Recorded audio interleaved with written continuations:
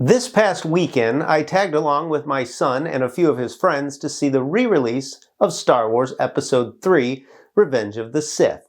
To be fair to what I'm about to tell you, I hadn't revisited this film since seeing it in theaters 20 years ago, so you can understand my confusion when a swell of cheers erupted from among those in attendance at this. It's over, Anakin! I have the high ground! Now, I will admit, watching the reaction to that by these die-hard fans was entertaining, but the scene itself was lost on me. I had no idea why that line elicited that response. I later asked my son and his friends, and none of them could tell me, other than to say, you know, it's a popular meme now. Yes, but why? Why? The question plagued me. I've been researching endlessly all week trying to satisfy my curiosity, and while I found commentary to add some level of clarity, it wasn't until this very morning that it all came together, at least from my perspective. You see, through my studies, I discovered that the ending to the battle between Obi-Wan and Anakin in Episode 3 mirrored the end of the battle between Obi-Wan and Darth Maul in Episode 1, The Phantom Menace, save for the fact of where Obi-Wan is located. It's the same position, though. It's the same flip, even.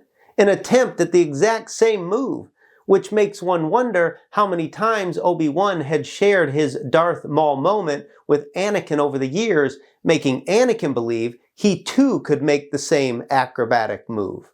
But wait, there's more.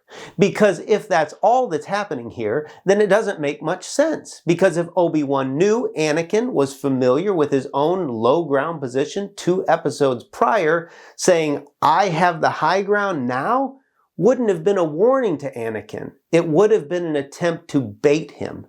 Anakin would have seen this as a challenge, not a caution. But that goes against everything we know about Obi-Wan's character. No, ladies and gentlemen, I firmly believe this was about something else. I have the high ground was a metaphor, because this high ground wasn't about position nor power. It was about perspective. This, in my humble opinion, was a last-ditch effort to get Anakin to see that Obi-Wan's way of life, his humility and example, his counsel over the years, was the better path forward. It was as if Obi-Wan was saying to his protege, "Look, Anakin, where your choices have landed you versus where my choices have landed me." Could this have been a call for Anakin not to simply fight or not fight, but to change his ways? This could have been an attempt from a loving friend and mentor to help a wayward Jedi see how this physical space in that moment was speaking to the larger principle about his life decisions. Furthermore, if that was the case, what might this take on this now famous scene mean for us today when we find ourselves cascading down a river of molten lava? Because I'm sure we've all had moments where we've been headed down a dangerous path, and in that moment, we've wanted to prove something over heed the advice of others.